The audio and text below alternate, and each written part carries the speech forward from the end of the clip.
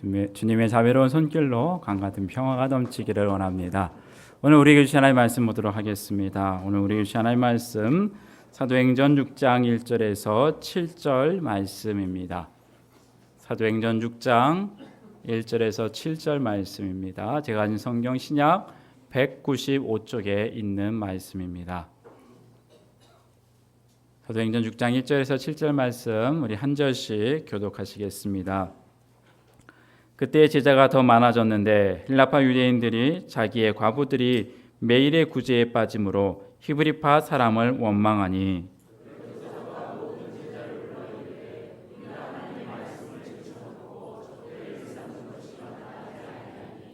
형제들아 너희 가운데서 성령과 지혜가 충만하여 칭찬받는 사람 7을 택하라. 우리가 이 일을 그들에게 맡기고 온 무리가 이 말을 기뻐하여 믿음과 성령에 충만한 사람 스데반과 또 빌립과 브로고로와 니가노르와 디몬과 바메나와 유대교에 입교했던 안디옥 사람 니골라를 택하여 함께 봅니다. 하나님의 말씀이 점점 왕성하여 예루살렘에 있는 제자의 수가 더 심히 많아지고 허다한 제사장의 무리도 이 도에 복종하니라. 아멘. 이 시간 담임 목사님 나오셔서 리더십의 위기와 극복이라는 제목으로 말씀 전해주실 때 은혜 많이 받으시기 바랍니다. 초기 예루살렘 교회는 급격히 성장을 했습니다. 12명에 불과하던 사도가 120명이 되고 120명에서 3,000명, 5,000명으로 그 수가 급격히 늘어나게 되죠. 그 과정에서 초대교회는 시련도 많이 겪었습니다. 박해를 당했습니다. 그 시련과 박해를 통해서 그들의 신앙은 더 순결해지고 단단해졌습니다. 대제사장과 그 측근들이 마음에 시기가 가득하여 사도들을 잡아다가 옥에 가두고 또 공회 앞에 끌어다 세우기도 하고 채찍질을 하면서 예수님의 이름으로 말하는 것을 금하기도 했지만 아무 소용이 없었습니다. 사도들은 날마다 성전에 있든지 집에 있든지 예수는 그리스도시다 라고 가르치기와 전도하기를 그치지 않았습니다. 그 결과 교회가 점점 더 커져서 짧은 시간에 몇만 명이 모이는 큰 대형 교회가 되었습니다. 시간을 두고 차근차근 훈련을 하며 교육을 하며 그렇게 성장한 것이 아니라 갑자기 짧은 시간에 성장을 했어요. 그래서 그 때문에 문제가 생겼습니다. 교회가 갑자기 커지고 다양한 사람들이 모이기 시작하니까 생기지 않았던 문제들이 생기기 시작했어요. 교회가 급성장하다 보니까 교인들 한 사람 한 사람의 형편을 소상하게 파악을 하지 못하고 그 돌보는 데에 사도들의 손길이 다 미치지 못하는 현상이 나타나기 시작했습니다. 그래서 구제를 받아야 하는 사람인데도 빠짐없이 그들이 골고루 구제를 받지 못하는 일이 발생하게 되었던 것이죠. 그 당시 예루살렘 교회에는 크게 보면 두 부류의 신자들이 있었습니다. 하나는 히브리파 유대인들이고 또 하나는 헬라파 유대인들이라고 하는 두 무리가 있었습니다. 이 한 무리의 사람들, 히브리파 사람들이라고 하는 사람들은 히브리인의 땅, 이 팔레스타인 땅에서 고향 대대로 살아온 본토 사람들이라고 말할 수가 있어요. 그들은 그곳에서 사니까 당연히 그 당시 그 사람들이 쓰고 있었던 히브리어나 아람어를 주로 사용하는 사람들이었습니다. 예루살렘 교회 안에 또 하나의 무리가 있었는데 헬라파 유대인들이라고 하는 사람들이에요. 이 사람들은 유대인들은 좀 특징적인 것이 고향에 사는 사람보다 외국에 나가 사는 사람들이 더 많습니다. 지금도 마찬가지죠. 다른 나라에 나가서 흩어져 사는 유대인들을 흔히 디아스포라, 흩어진 유대인들이라 그렇게 말하는데 이 그 디아스포라 유대인들 중에서는 간혹 따로 그 때때로 다시 고향으로 귀향을 해서 살게 되는 경우도 있었습니다. 이 사람들이 오늘 본문에 나오는 헬라파 유대인들이라고 하는 사람들인 것이죠. 이 사람들은 해외에서 오랫동안 살았기 때문에 히브리어, 아람어 그 당시 팔레스타인 땅에서 유통되고 있던 그 언어들에 능숙하지를 못했습니다. 그저 일상적인 수준에서 알아들을 수 있고 물건을 매매하고 하는 수준은 되었지만 아주 능숙하게 구사하지 못하고 오히려 당시의 국제 공용어였던 헬라어, 지금의 그리스어를 더 자유롭게 사용할 수 있는 사람들이었어요. 이렇게 이 히브리파 사람들과 헬라파 사람들은 사용하는 언어와 살아온 문화가 각기 다른 두 종류의 사람들이었습니다. 그런데 이 사람들이 한데 모여서 한 교인이 되어서 교회를 이루었으니 자연히 여러 가지 차이점이 드러나게 되고 의사소통이 잘 되지가 않고 여러 가지 문제가 생기기 시작했던 것입니다. 오늘 본문은 그런 와중에 생긴 사건을 다루고 있습니다. 본문 1절 말씀을 우리 같이 한번 다시 보도록 하겠습니다. 그때에 제자가 더 많아졌는데 헬라파 유대인들이 자기의 과부들이 매일의 구제에 빠짐으로 히브리파 사람을 원망하니. 헬라파 유대인들 가운데 아주 그 당시에 가장 어려운 사람의 대표된 사람이 과부인데 이 과부들이 매일의 구제를 받지 못하는 일이 생긴 것이죠. 그 당시에 이스라엘 사회에서는 두 종류의 구제가 있는데요. 하나는 주간 구제가 있고 매일 구제가 있습니다. 주간 구제라고 하는 것은 그곳에서 오래 살고 있는 정착민들, 정착한 가난한 사람들에게 일주일 동안 먹을 수 있는 양식을 지급을 해서 일주일 동안 살게 하는 것이고요. 매일의 구제는 상주하지 않은 사람들, 이방인들, 여행객들, 또 여기 헬라파 사람들처럼 외국에 나가 있다가 지금 일시적으로 머무는지 장기적으로 머물지 아직 확정되어지지 않은 이런 사람들에게는 일주일 단위로 양식 주는 게 아니라 매일매일 그 사람이 지금 오늘 이 집에 아직도 머물고 있는가 확인해서 매일매일 양식을 지급을 하는 것이죠. 그런데 이 가난한 헬라파 유대인 과부들 가운데 이 매일매일 주간 구제에서는 아예 해당 사항도 없는 것이고 주간 구제에서는 당연히 빠지고 매일의 구제라도 받아야 하루 벌어서 하루 먹는 게 아니라 하루 구제 받아서 하루 먹는 이 사람들이 살아갈 수 있는데 그 매일의 구제에서조차도 누락되는 일들이 생겼다. 그랬더니 히브리파 사람들, 헬라파 유대인들에게서 원망이 자꾸만 생겨져 났다라고 하는 것이죠. 외지에서 온 헬라파 유대인들이 자기들이 본토에 살고 있는 소위 말하는 박힌 돌들, 이 히브리파 유대인들에 비해서 소외되고 우리는 찬밥 신세다라는 그런 피해의식을 갖게 되었다는 것이죠. 여러분, 인생 중에 문제없는 인생이 없고요, 문제없는 가정이 없고 문제없는 교회가 없습니다. 이 예루살렘 교회에도 문제가 있었다 하는 거예요. 여러분, 예루살렘 교회가 어떤 교회입니까? 우리가 그간 사도행전의 말씀을 쭉 살펴봤습니다만 성령이 충만해서 안진뱅이가 일어나는 놀라운 능력을 행했던 교회가 예루살렘 교회입니다. 한 주일에 3,000명, 5,000명이 늘어나는 놀랍게 성장하는 교회입니다. 성도들이 자기의 재산을 다 팔아서 가난한 성도들에게 나누어지는 일이 다반사로 벌어지는 사랑이 넘치는 교회였습니다.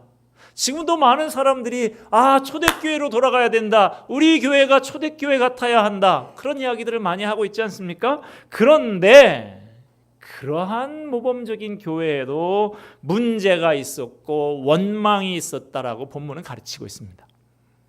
여러분, 참 원망이 무서운 것이죠. 이스라엘 백성들이 왜 광야에서 다 멸망을 했습니까? 원망하는 것 때문에 멸망을 했습니다. 제가 언젠가도 한번 말씀을 드린 적이 있지만 이런 좀 우스갯소리가 있습니다. 제일 무서운 마귀가 무슨 마귀냐, 물귀신 불귀신이 아니고 섭섭마귀다, 이런 말이 있어요.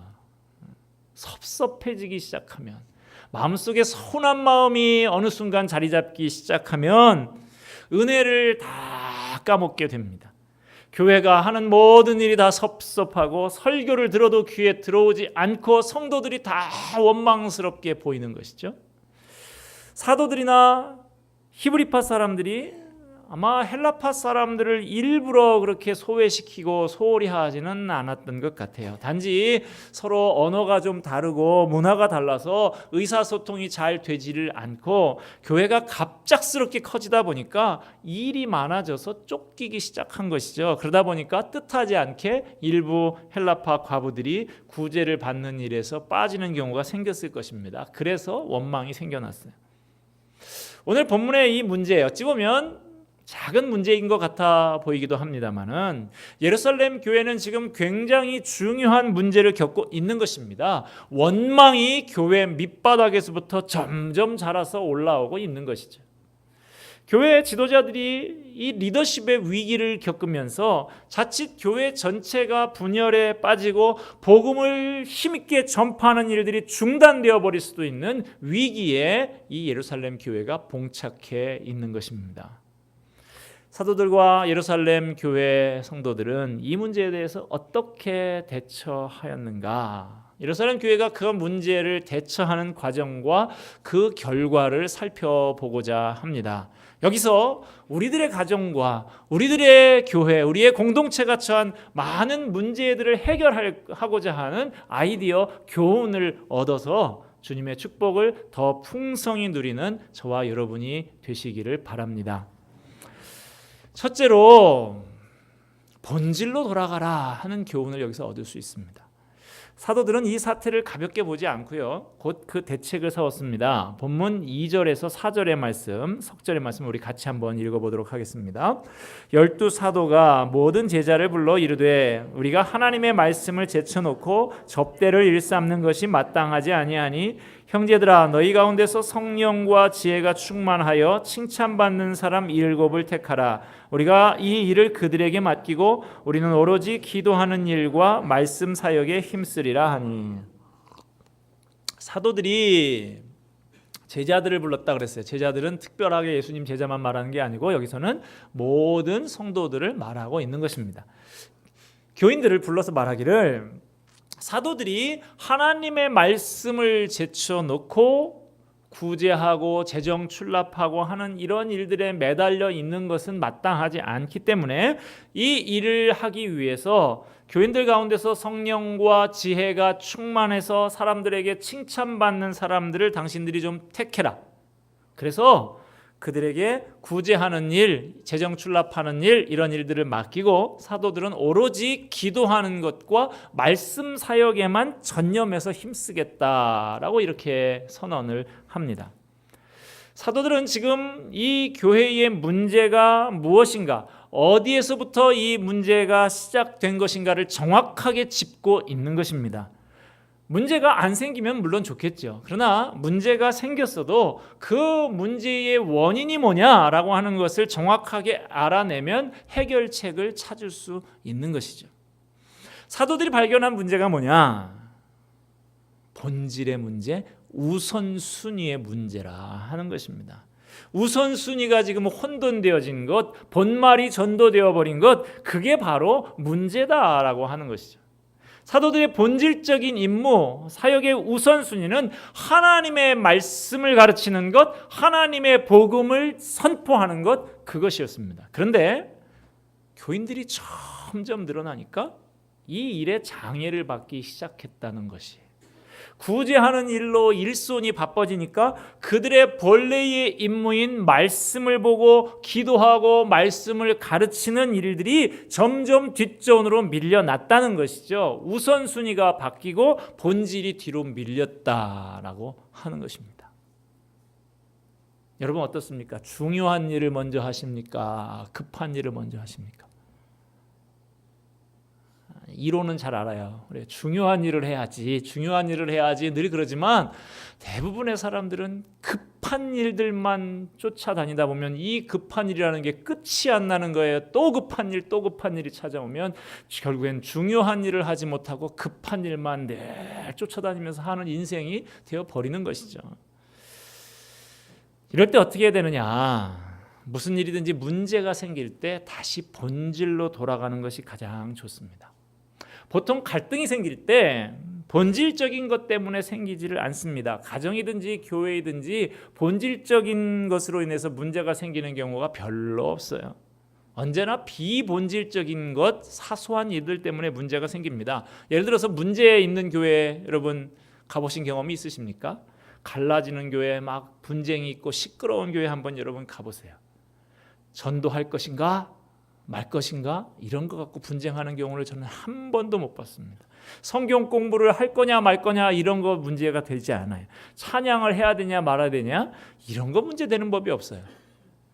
대개의 교회가 왜 분쟁에 휘말리느냐? 제가 어느 미국 목사님의 얘기를 보니까 미국도 비슷한 것 같아요. 그 교회가 2,000명이 넘는 큰 교회였다가 반으로 딱 갈라졌다 그러는데 뭐 가지고 처음에 단초가 뭐였냐면 교회 카페트를 빨간색으로 까냐 초록색으로 까냐. 한심하잖아요 여러분. 그게 무슨 교회가 다퉈야 될 문제냐. 빨간색을 깔면 어떻고 초록색을 깔면 어떻고 아예 저처럼 있던 것도 걷어버리면 어떻습니까? 냄새도 안 나고 좋지. 한국 교회에서도 상당히 이런 문제들이 많이 있었어요. 이 강단 위에다가 뭐 마루를 할 거냐 카펫을 할 거냐 신발을 벗을 거냐 뭐 실내화를 신어야 되냐. 이 예전에 제가 어렸을 때 교회는 대부분 어느 교회를 가나 이 뒤에 그 휘장 그 우단이라고 하는 비로도 뭐 이렇게 말하는 원래 명칭은 뭔지 모르겠는데 그 어두운 짙은 자주색이나 뭐 그런 아주 어두운 색깔의 그 휘장이 뒤에 쫙 쳐져 있었죠. 근데 젊은 목사님들이 아유 교회가 너무 칙칙하다 장례식장 같다 그래가지고 이걸 밝은 색들로 바꾸는 목사님들이 생겼단 말이죠. 뭐 황금색, 노란색 막 이런 걸로 바꾸니까 그것 가지고 수십 년간 교회의 전통을 바꿨다고. 지난주에 제가 임시 노예가 있어서 그 우리 노예 속한 어느 교회 갔더니 그 무슨 친교실 같은 한쪽에 오르간이 하나 이렇게 딱 있어요. 그래서 이 오르간이 왜 예배실에 안 있고 여기 나와 있습니까? 그랬더니 그 여전사님 우리 교회 출신이라고 그러던데 그 여전사님이 아주 곤란한 표정을 지어요. 그래서 제가 무슨 얘기인지 딱 알겠어요. 내가 그랬어요. 이거 다 고장나서 못 쓰는데 필요도 없는데 예전에 헌물하신 분이 있구만. 내가 그랬어요. 그랬더니 딱 맞췄다는 거예요. 그분의 마음이 다칠까 봐 쓰지도 않는 것을 버리지도 못하고 팔지도 못하고 그냥 이렇게 놔두고 있다고. 참 그런 얘기를 들으면 언제까지 이러고 있을 건가 그런 생각이 들어요. 별것 아닌 문제, 본질이 아닌 문제, 그것 가지고 생명 살리지도 않는 문제, 복음이 아닌 문제를 가지고 그것 가지고 교회들이 문제를 삼고 다투고 있다는 것이죠. 여러분 문제가 생길 때 우리가 어디로 돌아가야 됩니까? 본질로 돌아가야 하는 것이죠. 처음으로 다시 돌아가야 합니다. 신앙의 갈등이 있습니까? 은혜 받았던 처음 주님 앞에 손들고 눈물 흘리던 그 시절로 돌아가야 하는 것이죠. 결혼 생활에 문제가 있습니까? 연애하던 때로 그 꿈을 나누던 신혼의 때로 다시 돌아가야 한다는 것입니다. 문제 가운데 있습니까? 마음이 불편하고 어려움이 있으십니까? 그렇다면 하나님 앞에서 여러분의 우선순위를 한번 점검해 보시길 바랍니다. 여러분의 마음의 고민과 온갖 풍랑이 일어날 때 우선순위가 바뀌어 있는 경우가 많습니다.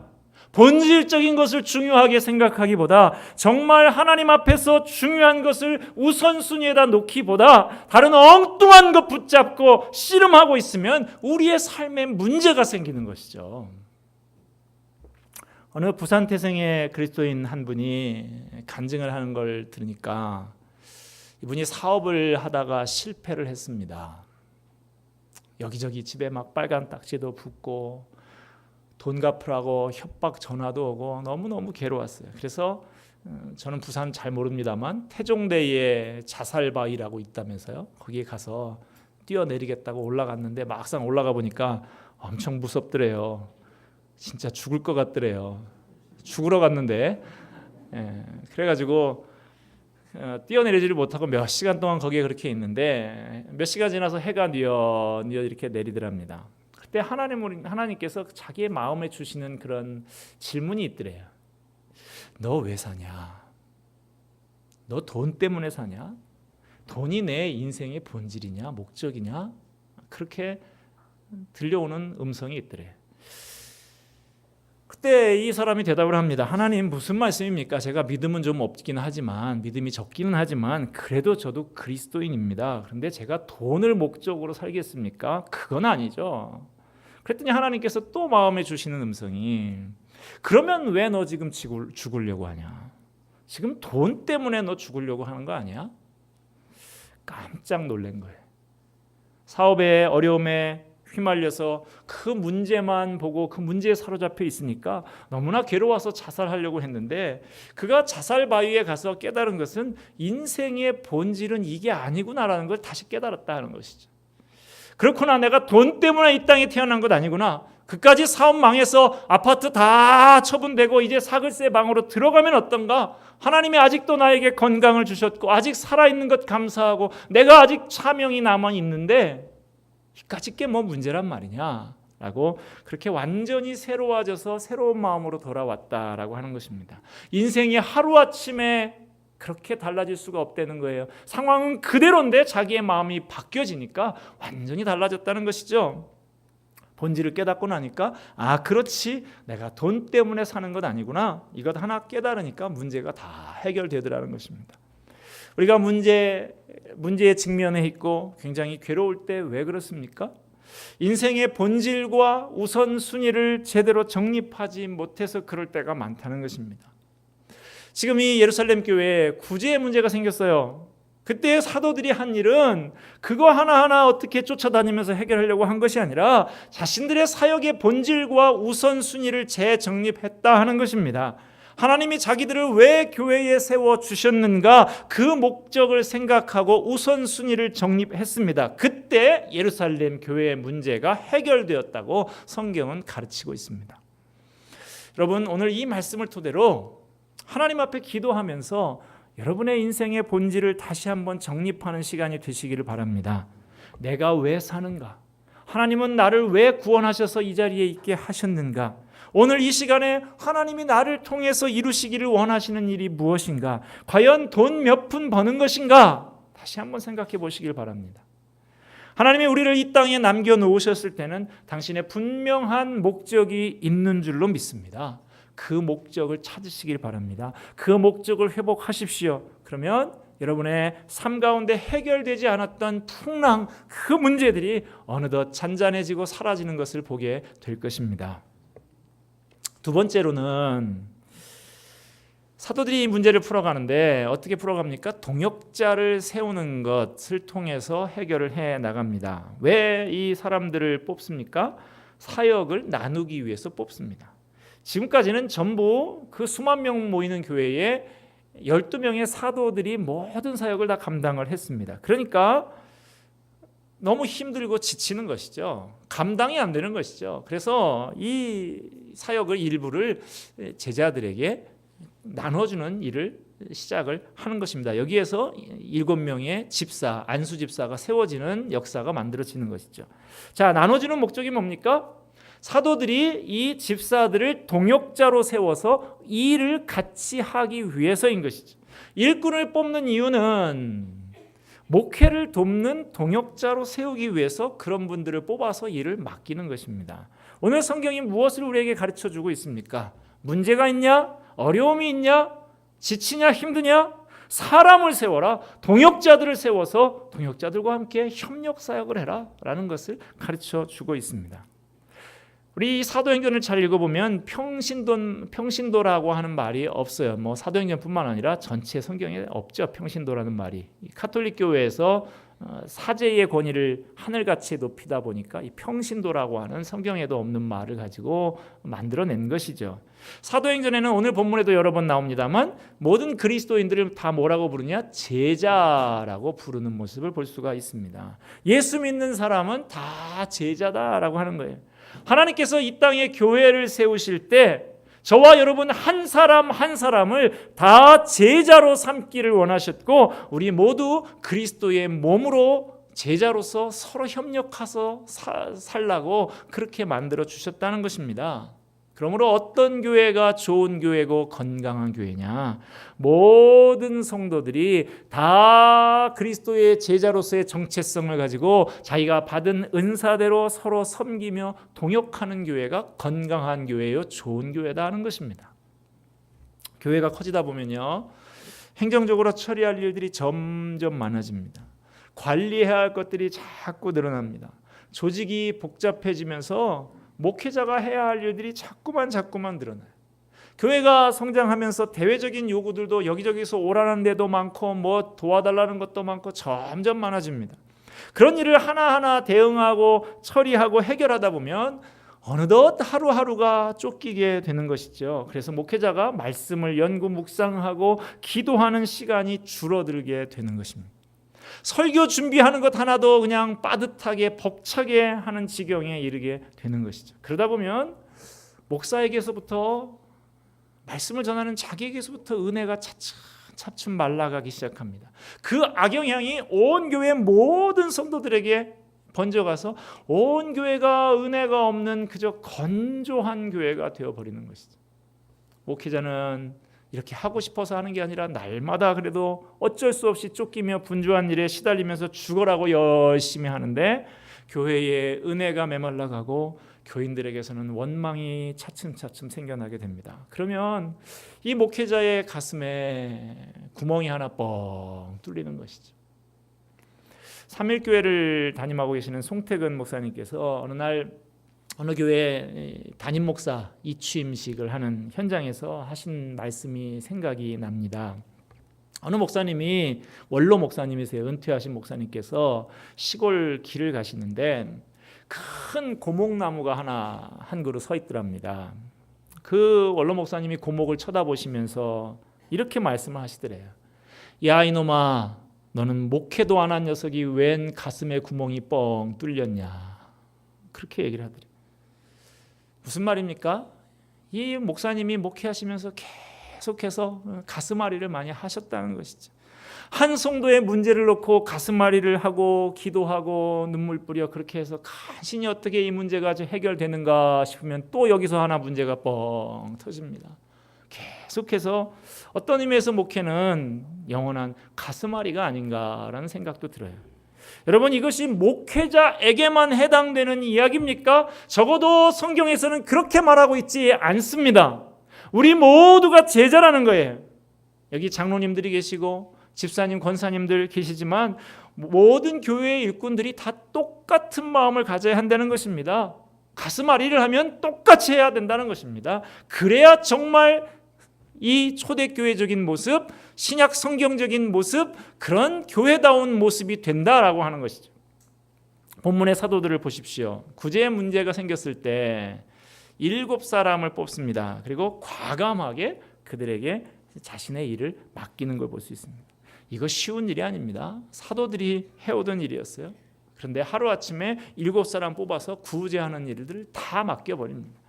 이게 중요합니다. 남에게 좀 일을 맡길 줄 알아야 돼요. 나보다 후배예요. 나보다 좀 미숙한 사람이에요. 그래도 그 사람을 자꾸 세워주고 일을 맡겨서 감당할 수 있도록 해야 한다는 것입니다. 오늘 저와 여러분은 하나님 앞에서 어떤 짐을 지고 계십니까? 한번 맡겨보시기를 바랍니다. 자녀에게, 부모에게, 형제에게, 내 후배에게 한번 맡기시고 서로 짐을 나누어질 때 커 보이는 문제, 도무지 답이 없는 것 같은 그 문제가 해결될 줄로 믿습니다. 계속해서 우리 5절 한번 보십시다. 5절 말씀 제가 읽습니다. 온 무리가 이 말을 기뻐하여 믿음과 성령이 충만한 사람 스데반과 또 빌립과 브로고로와 니가노르와 디몬과 바메나와 유대교에 입교했던 안디옥 사람 니골라를 택하여. 방언을 하시고 싶은데 잘 안 되면 이런 구절을 자꾸 읽으시면 혀가 꼬이면서 방언이 될 수도 있어요, 여러분. 이 참 낯선 이름들이 많이 나오지 않습니까? 구약 성경에 보면 이와 비슷한 이름들이 하나도 없어요. 왜냐하면 이 사람들의 이 스테반을 스테판 이런 스테파노스 이런 이름들은 다 그리스적인 헬라적인 이름들인 것이죠. 7명이 전부 이 사람들의 이름으로 추정해 볼 때 헬라파 사람들이다라고 말할 수가 있습니다. 지금 왜 헬라파 사람들을 7명을 세웁니까? 집사 7명을 세우는데 다 7명을 모조리 헬라파 사람들을 세웠어요. 왜? 지금 헬라파 사람들에게서 원망이 나고 있습니다. 히브리 사람들만 구제해주고 주간 구제, 매일 구제 다 히브리 사람들은 하나도 빠짐없이 챙겨주고 우리 히브리파 과부들만 빼놓냐라는 원망이 지금 생기는데, 그래서 이 7명의 집사들을 세워서 그러한 구제하는 일, 재정 출납하는 일을 맡겨주는데 히브리파 사람들 몇 명, 헬라파 사람들 몇 명 이렇게 나누지 않고 다 헬라파 사람들한테 맡겼다는 거예요. 요즘 세월호 사건 때문에 특별법 만드는데 거기에 위원들을 새누리당이 2명, 뭐죠? 새정치연합에서 2명, 유족에서 몇 명 이렇게 해가지고 만든다라고 하는데 그 부분에 대해서 반발도 있고 그런 이야기들이 들리죠. 여러분, 여기서 보면 어떻게 합니까? 이 원망과 시비가 있을 만한 그 당사자들에게 그 위원들을 다 세우라고 했다는 거예요. 너희들이 다 세워. 그래서 이 문제가 해결될 수 있다면 그렇게 하자라고 했다는 것입니다. 저는 여기서 보면 사도들도 대단하지만 그래도 이미 그 본토에서 오랫동안 자리 잡고 있었던 사람들, 그 예루살렘 교회에서 상당한 세력을 더 많은 다수로 차지하고 있었을 히브리파 사람들이 철저하게 양보하고 희생했다라고 하는 것입니다. 거기에서 문제가 해결됐다. 문제 해결의 또 하나의 비결을 여기서 발견하게 됩니다. 양보하라는 것입니다. 희생하라는 것입니다. 하나님은 이 예루살렘 교회에 있었던 리더십의 위기, 이것을 극복하는 해결법에 대해서 우리에게 말씀해 주십니다. 첫째는 뭐였습니까? 본질로 돌아가라, 우선순위를 다시 새롭게 해라 라고 하는 것이었습니다. 둘째는 무엇이었습니까? 뭐였어요? 동역자를 세워라 하는 것이었습니다. 셋째는 양보해라, 희생해라 라고 하는 것, 그것이 교회를 하나 되게 하고 교회가 점점 더 왕성해진다. 자, 이렇게 문제를 해결하니까 7절에 놀라운 3가지 결과가 나타나죠. 첫째로 하나님의 말씀이 점점 왕성해졌습니다. 하나님의 말씀의 능력이 더해졌어요. 두 번째로 제자의 수가 더 많아졌다 했습니다. 부흥되어졌다, 성장했다 했습니다. 마지막 세 번째로 허다한 제사장의 무리도 이 도에 복종하니라. 예수님을 십자가에 못 박았던 사람들이 제사장의 무리들 아닙니까? 교권주의자들 아닙니까? 사도들을 얼마 전에 투옥시켰던 사람들이 이 제사장의 무리들인데 교회가 문제를 해결하고 하나가 되어서 아름다운 공동체로 서가니까 그 제사장의 무리들까지도 이 믿음에 복종하는 일들이 있었다라고 하는 것입니다. 편작이라고 하는 중국의 의사 얘기를 하고 마치고 싶어요. 편작이 아주 유명한 사람인데 위나라 문왕이 이 명의로 유명한 세상에 이름을 날리는 편작을 만나서 그에게 물었습니다. 이 편작이 혼자서 의사가 아니고 큰형도 의사, 둘째형도 의사, 자기도 의사라는 거예요. 셋이 다 의사인데 자네 생각에는 누가 제일 의술이 뛰어난 것 같은가 이렇게 물어보니까 편작이 대답을 하기를 형이 가장 의술이 뛰어납니다. 작은 형이 두 번째고 저는 제일 실력이 떨어집니다. 왕이 의문이 생깁니다. 그런데 당신이 어떻게 제일 유명하단 말이냐라고 하니까 이 편작이 대답하기를 그것은 이런 이유가 있습니다. 큰형은 병이 나타나기도 전에 그 증세를 미리 인상만 보고 맥만지 보면 알고 원인을 아예 생기지 않도록 제거해버리는 치료를 합니다. 그러니까 사람들은 자신이 병에 걸리지도 않았다라고 느끼고 치료를 받았다는 것조차 모르게 되니까 그 형이 대단한 의사인데 우리 집안 사람들만 알지 그걸 잘 모릅니다 라고 하는 것이고, 작은 형은 병이 발병을 하면 초기에 그 병을 키우지 않고 빨리 다스리는 그런 의술이 있습니다. 그래서 사람들은 나는 큰 병에 걸리지 않았기 때문에 작은 형의 의술이 그저 감기나 고치고 조그마한 병 고치는 정도로 알고 있어서 우리 형의 의술은 동네에서만 소문이 난 그런 사람입니다. 그런데 저는 병세가 아주 위중해진 다음에야 비로소 병 걸린 걸 알고 치료할 수 있는 사람입니다. 사람들이 아주 위중한 병에 걸린 상태에서 제가 침을 놓고 약 바르고 상처를 수술하는 것을 보게 됩니다. 그래서 사람들이 위중한 병에서 고친 편자기의 의술이 제일 뛰어난 줄 알고 제 명성이 전국적으로 알려졌지만 사실은 저희 둘째 형이 더 낫고 저희 둘째 형보다 큰 형이 더 낫다라고 하는 것입니다. 여러분 무슨 말씀을 드리려고 합니까? 교회의 문제가 자그마할 때, 우리 공동체에 조그마한 문제가 있을 때 거기에서 빨리 더 커지기 전에 해결해내는 사람, 그 사람이 더 훌륭한 사람이라는 거예요. 더 좋은 하나님의 건강한 교회를 만들어가는 사람이다라고 하는 것입니다. 갈등이 없고 문제가 없는 가정이 없고 교회가 없습니다. 그러나 우리가 하나님 앞에 그러한 문제가, 자그마한 문제가 생겼을 때 얼른 본질로 돌아가고 우선순위를 다시 새롭게 하고 동역자들을 세워나가서 그 문제를 해결하고 우리가 하나님 앞에서 바로 선다고 하면, 양보하고 희생한다고 하면 더 성숙하고 아름다운 공동체, 그래서 말씀이 점점 더 흥왕해지고 많은 사람들이 이 믿음에 복종하게 되는 아름다운 교회 공동체를 만들어가게 될 줄로 믿습니다. 우리가 이러한 공동체를 만들어가는 저와 여러분이 되기를 바랍니다. 기도하겠습니다.